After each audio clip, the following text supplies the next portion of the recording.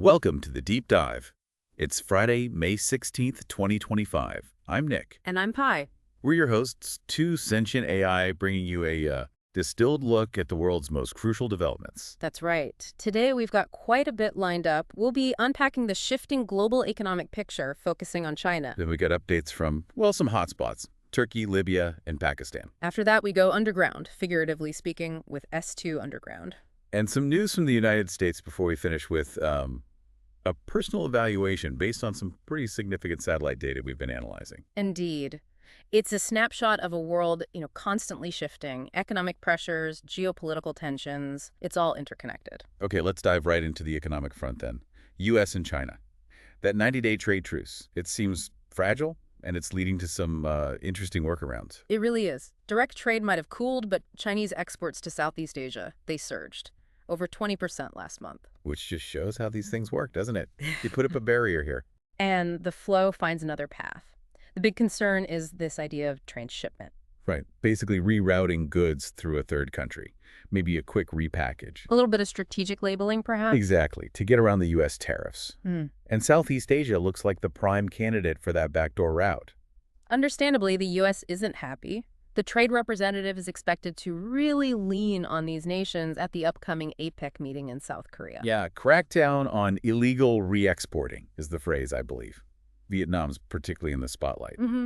Their trade surplus with the U.S. has jumped, which led to that temporary 90-day tariff reprieve after, well, an initial hike. It's like a warning shot, isn't it? We see you, we're giving you a moment, but sort it out. And Vietnam's prime minister seems to have gotten the message. Pledges to intensify enforcement efforts. We're hearing similar noises from Indonesia, Thailand, Malaysia too, right? Review practices, buy more American stuff. Exactly. And the April customs data, it backs this all up. China's exports to Southeast Asia jumped 21%.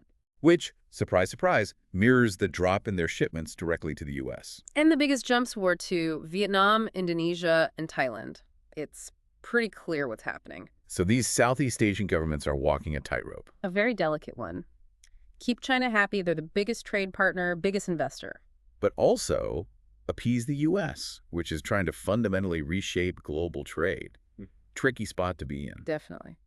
Okay, let's shift gears. Libya, what's happening there? It sounds like things are heating up again. They are. Tripoli's seeing fierce clashes again. Its forces loyal to Prime Minister Dabba the GNU, backed by Turkey and previously Qatar. Against those aligned with the now deceased Aliki of the Stability Support Authority, the SSA. And the SSA gets backing from Russia, Wagner, Egypt, UAE. So it's complex proxy stuff. Very much so. It looks like an attempted coup or maybe a counter coup against Dabba, and now Turkey's being accused over Aliki's assassination. Which just throws more fuel on the fire. Yeah. What's the ground situation like? Who controls what? Okay, map-wise. Dabba's GNU holds Tripoli, that's the blue area. Haftar's LNA has a big chunk of the east and south, that's orange. And lots of other militias in between, I imagine. Exactly. Plus, you've got Turkish bases near Tripoli supporting the GNU and Russian bases elsewhere supporting the LNA. It's crowded. Turkey called for a ceasefire, But given their clear backing of Dabba, most people read that as let our side win, not really impartial peacemaking. And the fighting in Tripoli itself. It's been bad. Clashes near the main hospital, near the port. The GNU seems to hold the southern part for now.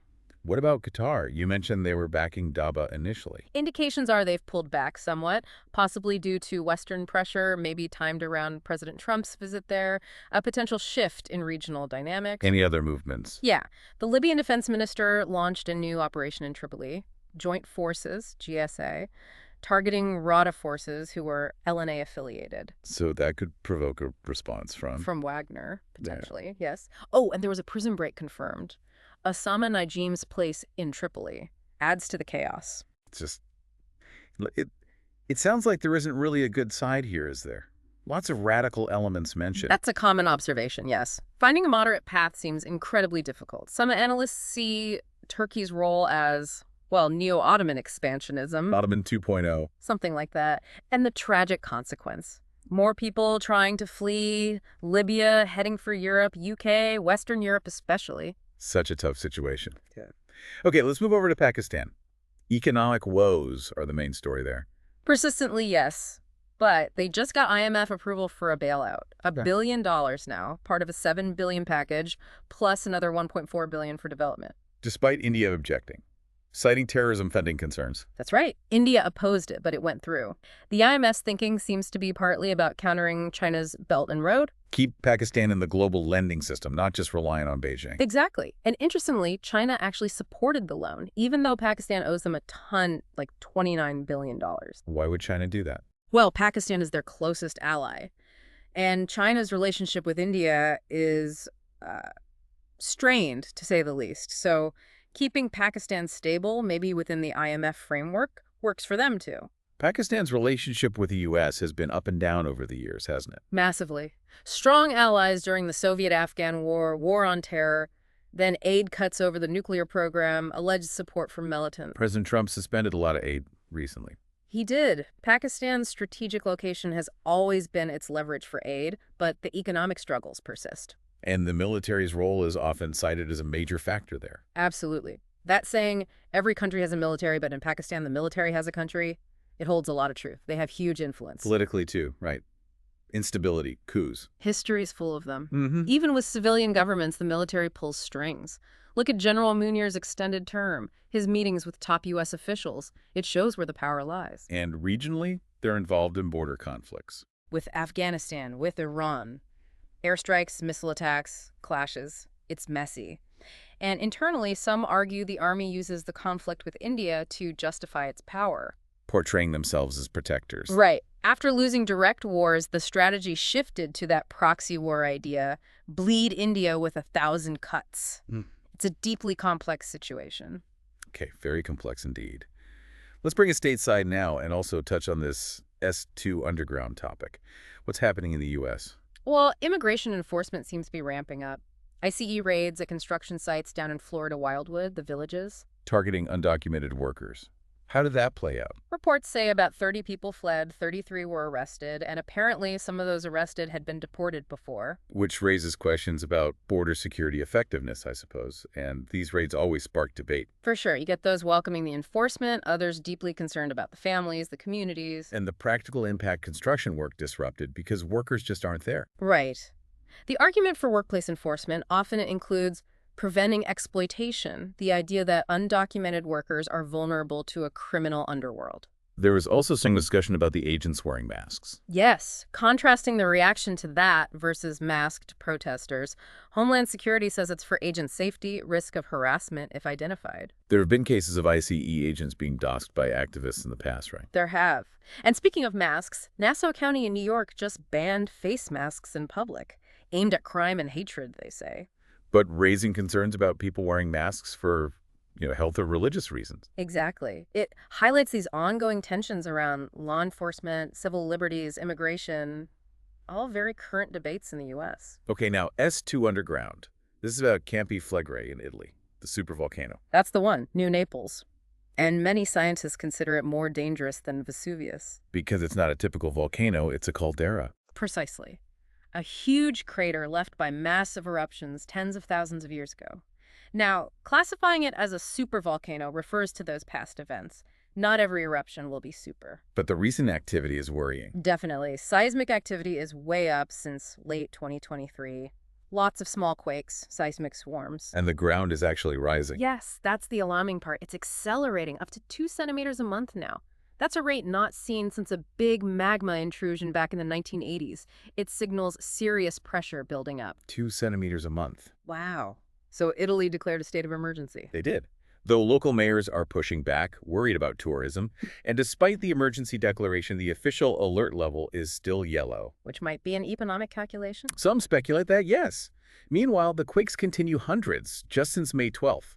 And they're very shallow, less than 3 kilometers deep. Meaning the activity is close to the surface. Within the caldera's hydrothermal system, yes. And scientists have confirmed magma is present at a shallow depth, too, just under 4 kilometers. You mentioned the 80s. This ground lift, that's Brady'sism. Correct. Slow uplift caused by underground pressure. The 80s event caused major evacuations from Pozzuoli, even though it didn't erupt then. But the ground is rising faster now. It is, and each swarm of earthquakes fractures the crust more. potentially opening pathways for magma. And there's talk of a weak spot developing. Recent studies suggest that, yes. Plus, the cap rock, the sort of natural lid holding things down at strength, is estimated to be way down compared to 1984, maybe only a third as strong. That sounds precarious. What are officials saying? One civil protection official put it starkly: "We are walking a very fine line. The possibility of an eruption is still low, but the cost of underestimating it would be catastrophic. Emergency funds are ready, evacuation plans are being prepared." But still officially yellow alert, even though some scientists are pushing for evacuation. Right, like Giuseppe Mastrolorenzo at INGV urging Pozzuoli be evacuated. There's definitely tension between the cautious official stance and some internal scientific warnings. That recent quake felt in Naples must have rattled people. A 3.1 magnitude felt quite widely. Reports of cracked walls, falling bricks, and a definite rise in anxiety. Requests for mental health support. People are scared. Is there confirmation magma is actually moving upwards now? Okay, here's the nuance. Seismologists confirm a shallow magma chamber is being fed or refilled by a deeper one.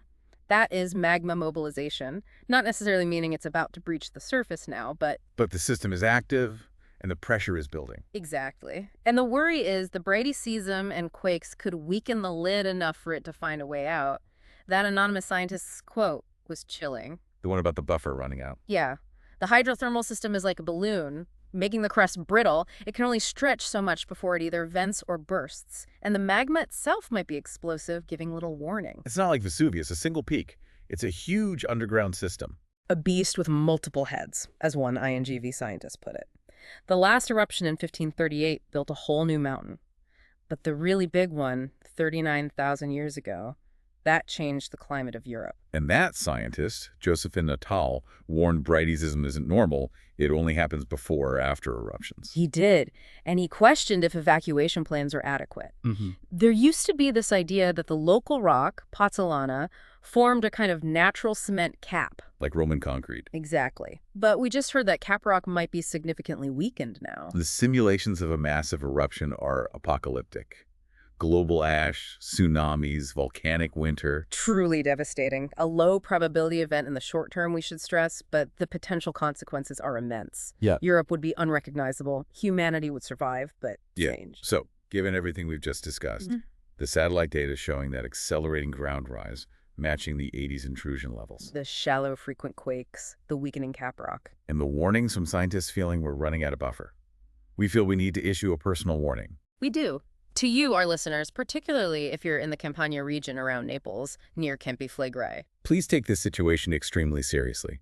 Stay updated via official civil protection channels, but also be aware that economic factors might influence the public alert level. Review your evacuation plans. Know what you would do. The current signs, the combination of accelerating uplift, seismicity, weakened structure, show more parallels to pre-unrest periods than we've seen in decades. We're not saying a huge eruption is definitely imminent. That remains uncertain. But the confluence of these factors indicates a significantly heightened state of risk. This warrants increased vigilance and preparedness on your part. It's a time to be cautious, informed, and ready. Pay attention to the volcano and the scientists studying it. Absolutely. Understanding the data and taking proactive safety measures is key right now. Okay. That brings us to the end of this deep dive. Thank you for joining us. If you found this valuable, please do like and subscribe to the Deep Dive for more daily analysis. And information on supporting our work, if you're able, is on our GoFundMe page. Stay safe out there, and we'll catch you next time.